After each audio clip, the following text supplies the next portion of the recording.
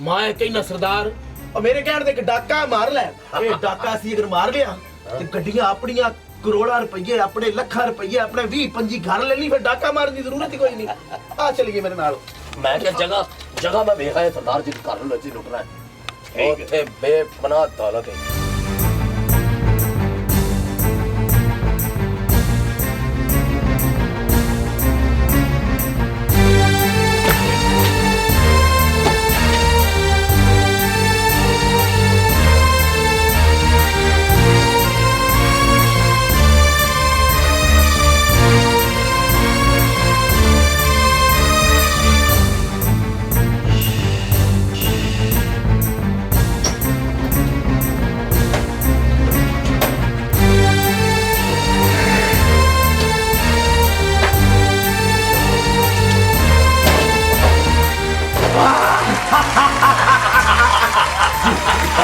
Kajikaji.